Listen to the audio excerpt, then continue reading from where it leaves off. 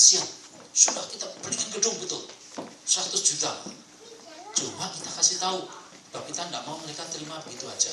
Gini, 50 juta itu pemberian, yang 50 juta itu pinjaman. Jadi nanti kalau gerejamu sudah maju, sudah berkembang, jangan lupa yang 50 juta kembalikan pada sinode, supaya sinode nanti bisa bantu yang lain-lain. Kita bagus kan? 50% diberi, 50% dipinjami. Terakhir saya dengar, betul, 1 sen pun belum bayar. Saya dengar malah sudah beli gedung sebelahnya. Jadi mereka sudah bisa menampung, gereja sudah maju, bisa beli gedung sebelahnya, tapi 1 sen tidak bayar. Itu manusia. Jadi jangan percaya pada manusia. Lidahnya tak bertulang. Ya, kita ampuni aja, kita doakan supaya ingat bahwa itu pinjaman yang 50 juta itu. Tapi segala macam hal-hal itu bisa terjadi. Cuma sekali lagi, nanti kalau kita komitmen sungguh itu, kita akan lihat, gitu? Kita akan lihat berkat Tuhan. Mobil saya pertama harganya $90. Itu pun menurut saya karena ada orang kasihan pada saya. Ini lulusannya luar negeri, tinggalnya di Semarang, pelayanan naik anggota, pelayanannya ngompreng terus pakai payung kalau kehujanan. Nyetopnya di pinggir jalan, dia kasihan menurut saya. Jadi akhirnya satu hari dia ke kantor saya dan berkata, Pak Adi, Anda punya tim, ya, Kabranju Sangkakala, kasihan, ini sudah, pokoknya mobil ini engkau pakai saja. Ya, harganya $90 kalau dihitung dalam bentuk dolar. Bekas. Dan dia berkata, kapan aja kamu punya uang baru kamu boleh bayar. Angsur berapa aja terserah. Sampai sih. Saya masih ingat mobil itu saya pakai pergi dari Semarang ke Kudus sampai di Demak mogok. Siap itu mobilnya. Berdua Tuhan. Tapi saya senang karena mobil itu mogok. Kakak saya dengar itu bahwa adiknya pendeta mobilnya mogok. Dia dengar itu. Ya datang dan berkata, kenapa kamu beli mobil bekas?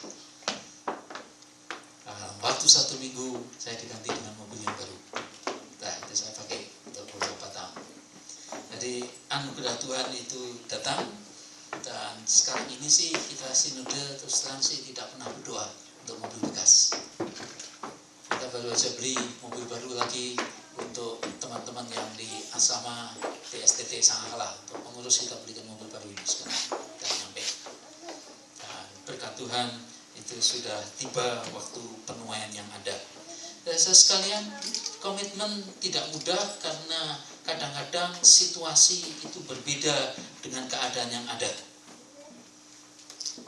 Saya berikan satu buku, saya bilang pada Meryl, buku jangan lupa.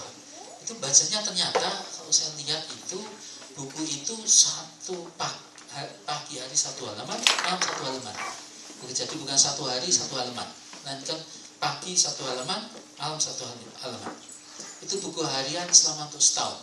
Saya percaya kalau Anda baca itu dengan setia, disiplin, dalam waktu 1 tahun buku itu habis. Dan menurut saya banyak kebenaran firman Tuhan akan masuk dalam hidup.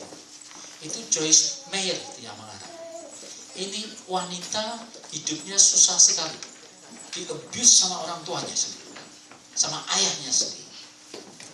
Tapi dia bertobat, dijamah oleh Tuhan, hari ini memberkati jutaan orang. Majalah Karisma, satu artikel dia yang nulis lah, Joyce Meyer. Dan dia bisa komitmen doakan akan orang tuanya begitu lupa, saya nggak tahu berapa belas tahun. Tapi sampai akhirnya sebelum papinya meninggal dunia, ayahnya datang pada dia, minta dibaptiskan. Itu Joyce Meyer. Jadi saya yakin bukunya mesti ada sesuatu di dalamnya yang berharga untuk dibaca, Joyce Meyer. Itu. Tadi pagi Hans bersaksi di Maranatha, 5 tahun maminya berdoa untuk dia. 5 tahun ya, betul ya? Kan jadi dia. Menurut saya dia komitmen terus dalam waktu 5 tahun mendatang. Tuhan akan bekerja luar biasa. Hidupmu akan jauh akan dinaikkan oleh Tuhan luar biasa dengan komitmen ini.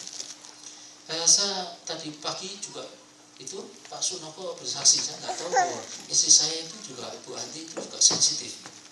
Ulang tahun JKI Maranatha bulan November yang lalu, dia datang pada Pak Sunoko, ngomong to the point.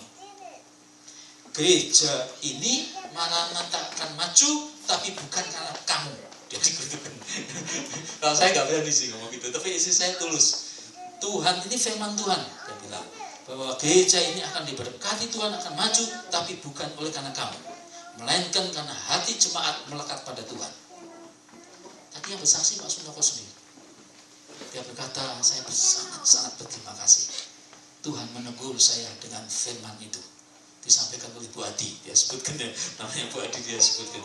Saya bilang syukur itu firman Tuhan datangnya pada Bu Adi. Kalau pada Pak Adi mungkin kalimatnya akan diubah-ubah sehingga kamu tidak jelas. Sebab saya akan merasa nggak enak. Kalau Bu Adi berani dia, dah itu maksudnya begitu. Dan saya cocok.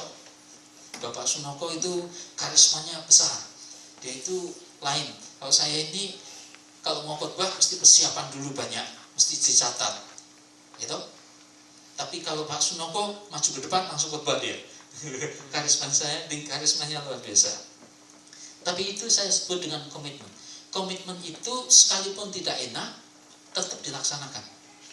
Sekalipun bisa orang misunderstanding, bisa salah mengerti. Sadrah, Mesakh, Abednego seperti orang sombong. Sembah patung ini, kalau tidak kamu masuk dalam lubang api yang begitu besar.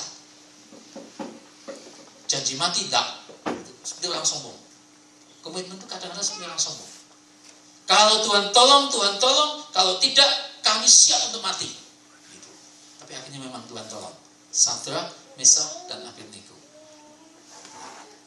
Jadi saudara sekalian, mesti kita bersama belajar bahwa untuk komitmen kadang-kadang disalah mengerti. Ya. Saya berdoa sih tahun ini pasti tiap-tiap kita ini dikasih opportunity, kesempatan itu. Dan kalau kesempatan demi kesempatan dikasih, kita tidak mau, ya lama-lama ditutup sama Tuhan. Ya, jadi kalau ada kesempatan, entah mendoakan orang, entah ngomongin orang, entah apa, itu pakai kesempatannya. Sebab itu datang dari Tuhan. Saya sudah buktikan berkali-kali. Saya ada uang cuma tinggal 120.000. Perjalanan masih jauh, masih di Jawa Timur. Ini ada pendeta-pendeta desa. Saya kasihan. 125.000 uang saya. Gitu. Bagian harus untuk bensin pulang. Tapi ini kasihan. Tapi berarti Tuhan mendorong. Bagi. Jadi 4 pendeta saya panggil, saya kasih 25. Terakhir yang 25 saya kantongin untuk bensin pulang. Sepertinya biasa, tapi karena itu datang dari Tuhan, satu di antaranya kembali besoknya dengan air mata. Saya sejak bulan lalu sudah tidak bisa bayar listrik. Sudah tidak bisa. Hari ini Tuhan memberkati. Hati saya juga ikut senang, gitu? Karena Tuhan pakai. Itu namanya komitmen. Komitmen itu apapun yang Tuhan perintahkan, kecil, besar, enak, tidak enak, jalankan saja. Saya pesan pada pemimpin pujian, Grace masih ingat itu, ya, simple. Anda pemimpin pujian, saya tidak bisa memimpin pujian. Saya percaya sih besok di surga suara saya pasti diubah sama Tuhan, jadi bagus. Selama di dunia belum, ya. Anda saya anjurkan doa, bikin target apa tahun depan. Ya, kalau saya sih usulkan hadirat Tuhan. Itu yang mengubah segala-galanya. Berdoa supaya satu hari dalam satu kali. Saya tidak soal 50 orang, 60 orang, hanya 10 orang tidak soal di depan Anda. Tapi Anda menyembah Tuhan, bawa jemaat datang pada hadirat Tuhan. Hadirat Tuhan begitu datang sampai semua orang